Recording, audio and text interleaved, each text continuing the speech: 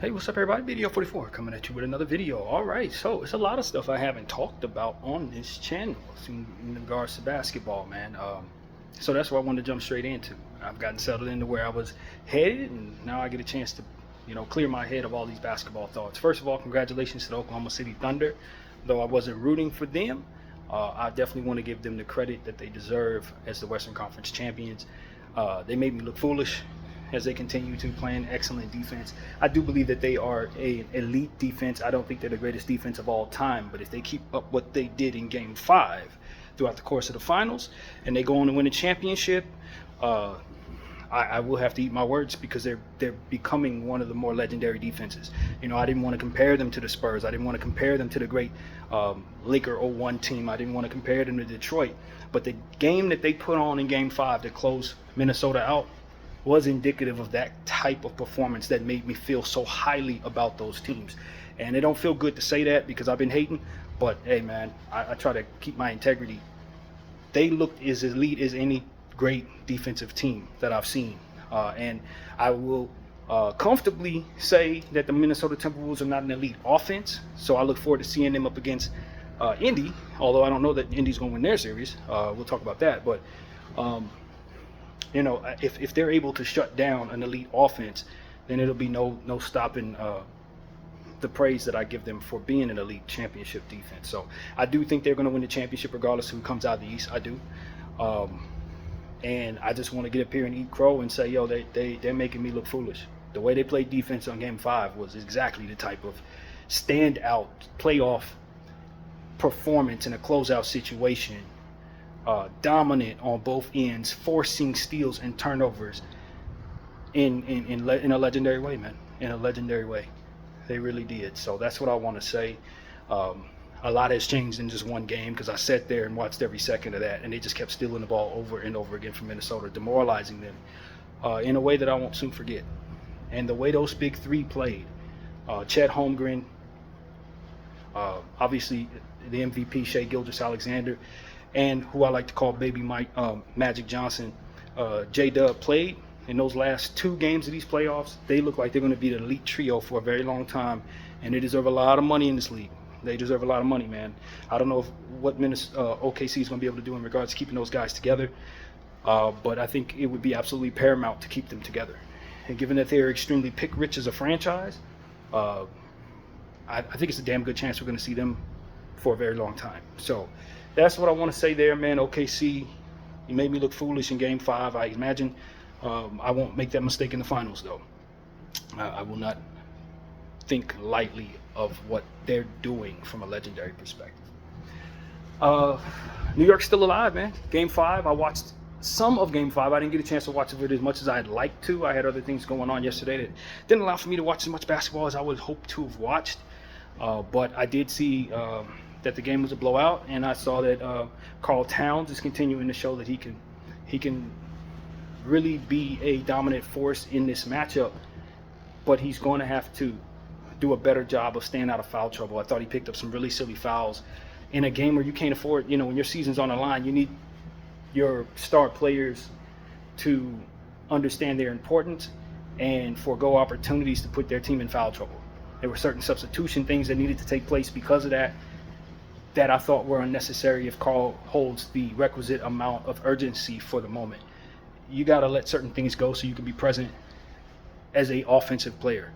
And you getting in foul trouble, I got respect the effort, but I would respect even more the cognizance of urgency in regards to keeping yourself in the game. And so that's what I took from Game 5, probably more than anything else in the little bit of time that I watched it. It's Karl picking up very stupid fouls and throwing his coach into disarray in regards to the rotations and things like that because of it. You just need him to be sharper out there. And Karl is a guy. I think that Minnesota has obviously turned themselves around. They're an elite level franchise at this point. But throughout the course of Karl's career, he was on a lot of bad teams, a lot of bad Minnesota teams, and he didn't always play winning basketball. I harken back to the game where he had his career high 70-plus points against the Charlotte Hornets, where he had an amazing first half, and in the second half forced it I guess he was trying to go for 100 and something, ended up losing the game to the Charlotte Hornets after having such a phenomenal basketball game, mostly due to him forcing shots. So, like, I don't have the greatest confidence in Karl as a winner. I really don't. And I think part of why that was displayed in Game 5 when he just did bonehead stuff. And in a game where he was really needed and in a game where he was really dominating. So I'm looking forward to Karl proving me wrong. But he's going to have to be sharper out there. I think his play was good. He was excellent on the offensive end, which is why it's so important that he stay out there. They can't guard him. New York, India has found that they cannot really have any success out there against Karl Towns. And if he continues to play the way that he's capable of playing without getting in foul trouble, the way he's been playing, he's going to be somebody who's going to give his team a chance to get to the finals. So I'm not one to forget what we saw in Game 5, which is another game I didn't get a chance to comment on, which was just an error on my part. I definitely wanted to mention how amazing Tyrese Halliburton played in Game 4. I thought that was one of the most dominant point guard performances I had ever seen, honestly. No turnovers, triple-double, 34 points. I don't remember exact stat line, but he was unbelievable. And not turning the ball over was indicative of what it is that I know he can do. It's one of those situations where I feel like my assessment throughout the course of the years of Tyrese Halliburton has been pretty on point. It's one of the better things that I've been able to predict. He's an unpredictable player in a sense that you don't necessarily know what he's going to give you every night. But the things that I thought I'd see from him are kind of the things that I said I was expecting. The 4-point game, I told you guys before the series started against Boston that he was going to have a 4-point game. I didn't know I would be that on point, but that's the indicative of what he does. And in Game 6, we saw the same thing, only 7 attempts, 2 shots made. He can tend to disappear when it comes to the aggressiveness of his scoring output.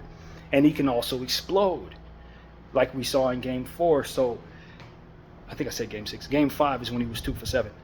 I don't doubt that Tyrese Halliburton is an elite, pure point guard who has a special gift for taking care of the basketball.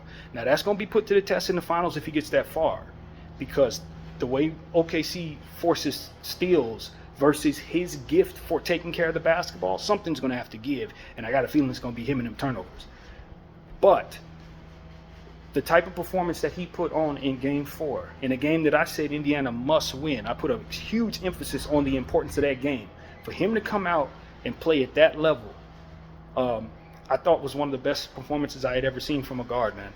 And I'm a Kobe fan. I watched a lot of Dwayne Wade in the finals. I watched Steph Curry over the years. I got a chance to see Michael Jordan. Like, do you understand what I'm saying? This was one of the elite performances I ever seen from a guard, 2 guard or 1 guard.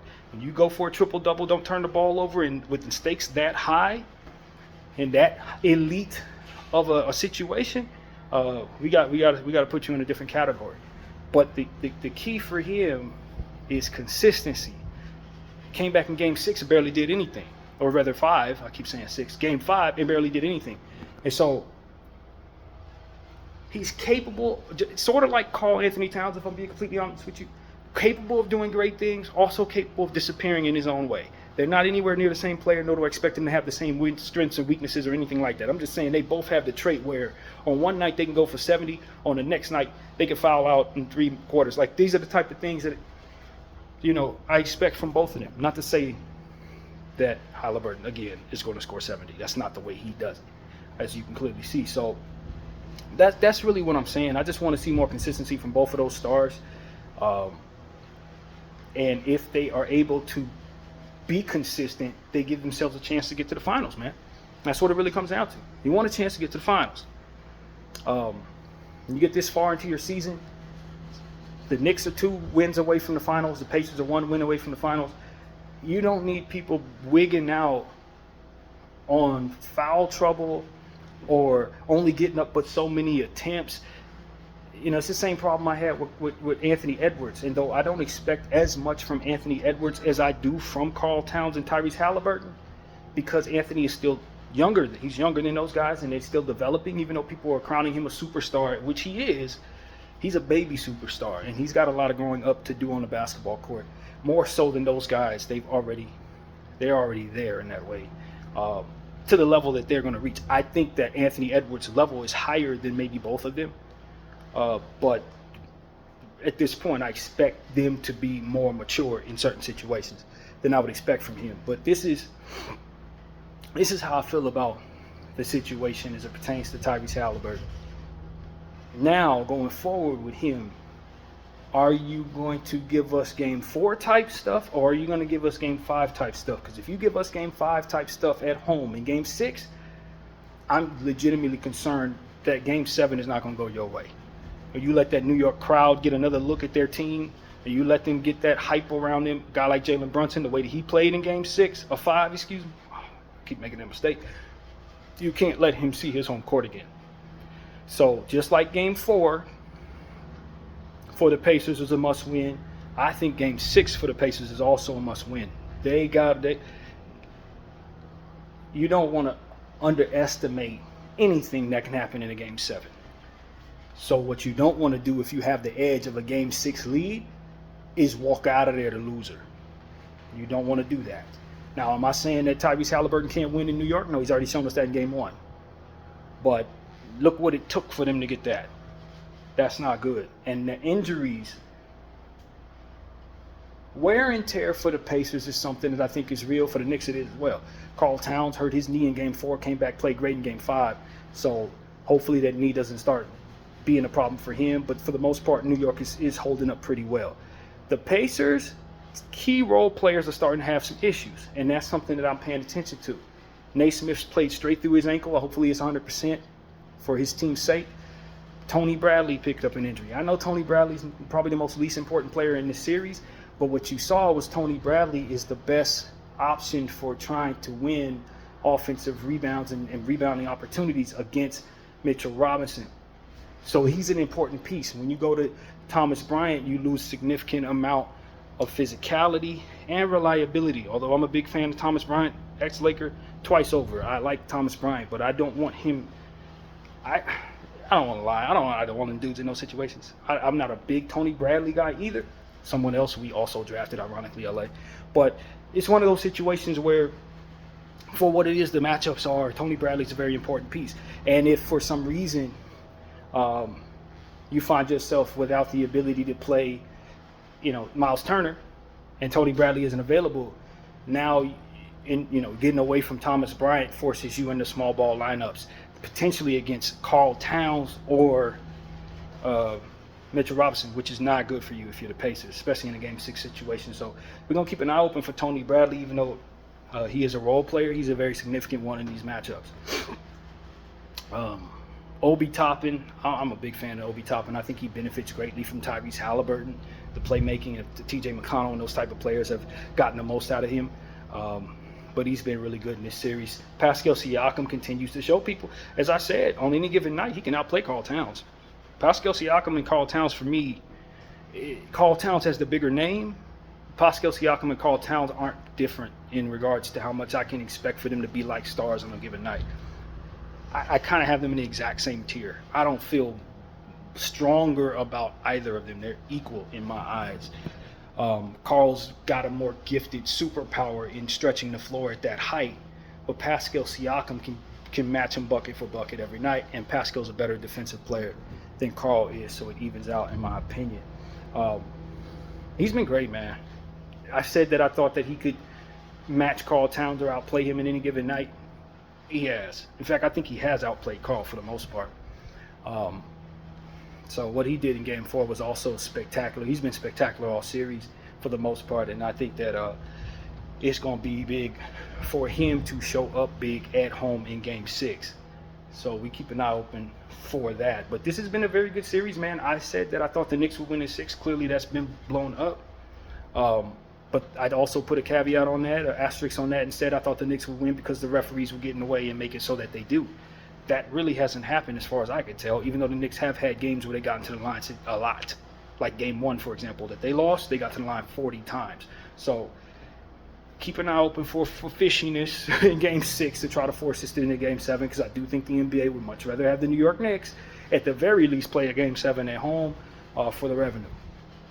So I'd imagine that if there's going to be some malarkey, it's going to go toward that scenario. But I said if that didn't take place, that I thought the Pacers could win in 6 or 7. And so that we're here probably was low-hanging fruit on my part to leave myself a lot of room for my prediction, so to speak, to be false and me still walk away with my head held high. But the reality is that's exactly how I saw it. If the refs didn't get in the way, I thought the Pacers probably the team win the series. Deeper team, more consistent motor, and I thought that would really play into it. Just as high conditioned and well trained in running speed lineups as the Knicks, which I think is the Knicks' advantage in most situations. I don't think that's their advantage against the Indiana Pacers. I still feel like the Knicks would need the referee help to win the series, and I think that right now with a game or two left. But it is. I felt like throughout the course of this series, the pressure has been on the Pacers pretty much the whole time. To try to not only overcome stuff like that, but just the way these games have gone, it always felt like the Knicks could get back in the series. To me, it's felt like that throughout the course of this thing, and the Pacers have answered the bell most of the time. I felt the Pacers needed to win Game 1. They found a way to win Game 1. I thought the Pacers needed to win Game 4. They found a way to win Game 4. I always feel like even with the Pacers having a lead, just maybe psychologically based on how I view this situation, they're still the team that has more to go up against. And so that's just how I viewed it. I don't know if everybody else sees it that way, but I still feel like the pressure's on the Pacers to close the series out. So that's really what I got to say, man. I think we've been enjoying some good basketball in these playoffs, and I do not find myself looking to look away, if that makes any sense, from the finals with potentially 2 small market teams being involved. And the reason why is because what you're going to find out is if the product on the basketball floor is good, the teams themselves, the organizations and all of that stuff becomes irrelevant. And I think the NBA's been kind of afraid of that because they think people won't tune in because of small markets. But really, at the end of the day, it's basketball. Whatever clusters of players they put together for whatever representative teams, it's all about the product on the floor at the end of the day. I'm going to watch a Laker basketball game because I'm a Laker fan, and there will be a lot of people who tune in for that reason. But if the Laker roster is trash, I would rather watch OKC and Indiana because they have better clusters of players on the floor at any given moment. Now, if you want me to watch the Lakers, if I'm a casual fan, or if you want me, let's say another team, since I'm a Laker fan, if you want me to watch the Knicks, then you got to have a team on the floor that makes me want to stare at the Knicks. The orange and blue ain't going to be enough anymore. For a generation who's grown up with video games, a lot of us have used different teams and put different, combinations of players on various different teams. You can make the Utah Jazz and the Sacramento Kings a marquee matchup if you put the right players in their uniforms. So I don't think it is important as it used to be that these teams be in big markets for fans to be interested. Now, to get people drawn in, you may want to have a familiar brand represented, but to keep people tuning in once the game starts, the product on the floor has to be good, and that could be anybody. A good GM and a good financial situation will keep a good roster on the floor, and we will watch. And I think that's what we're about to find out. I do think there could be a drop in ratings because of the nature of teams not being necessarily big brands, but I think the process of building the brands come from having good products and people just happen to tune in, watching great games, and then saying, I'm going to come back and watch this team again. And that's how you build the brand. So I think the NBA hasn't done the greatest job of that. But I think they've stumbled into the process of starting us down that road in this era for maybe the first time in the history of the sport. I'm not checking for Golden State. I'm not checking for LA Lakers. I'm not checking for teams that I've seen a million times over and over again. I'm looking to see who is playing well. And if it's going to be the Thunder and the Pacers, I'm excited to watch each and every game as a basketball fan. So I don't know if it'll translate to ratings. I do think there'll be a drop off in ratings initially, but if they have some good games, you're going to see over the course of the next several years people tuning in to see those teams. And that's what the NBA is going to have to be okay with. It doesn't start overnight. Just like you didn't turn the Cleveland Cavaliers and anybody wanted to watch overnight. It took some people had to see LeBron play in the uniform and understand it, that this team is worth watching, and then they watched. And I think the same will go for the OKC Thunder and the Indiana Pacers. So it's okay to let teams like Sacramento and Utah and the Magic or whoever be good. It's okay to throw them on national television. I think that's how you build those brands. The NBA can't be afraid to take those early ratings losses in order to present new brands that people fall in love with over time. And that's what it is. That initial small viewership doesn't stay a small viewership. If the content is good, people come back. So that's really my point of view there, man. I think they'll be rather pleased with the Thunder and the Pacers if they're able to put on a good show. And so that's really what I got to say about that. And if the New York Knicks are in there, then all of that's irrelevant because people are going to watch the Knicks for the brand. So that's not relevant. But in regards to my conversation. But yeah, man, that's pretty much my point of view. I am neutral. I grew up somebody who rooted for the Knicks from afar, but throughout the course of the years, I've had no allegiances to any other team than the Lakers. So at this point, this far down the road, I wouldn't say I'm a Knicks fan at all. I'm actually interested in seeing the Pacers in the finals because I think they'll put on a better performance against the Thunder at this point. But if the Knicks get in there, it'll be very nostalgic for me. I would love to see the Knicks win a championship in my lifetime. So that's a thing. But at this point, I just feel like what we've seen is the Pacers are just a little bit better of a team. And I'm worried that it won't be much of a fight if the Knicks get in there and play the Thunder. I'm worried about that. So we'll see what happens, though. I think I'll be tuning in either way, and that's the most important thing I want the NBA to understand. I will be tuning into this very small market finals. So for now, that's pretty much what I got to say. Of course, tomorrow, Game 6 of the Eastern Conference Finals will be taking place. Maybe I comment on it, maybe I don't. I haven't been very consistent about that. It depends on what I see there and whatever else. So that's pretty much it. But again, congratulations to OKC, a worthy opponent there for all of us, who's dominated all season long and is continuing to etch their name in stone as an elite defensive unit. So that's pretty much what I got to say. My name is BDO44. I thank y'all for watching.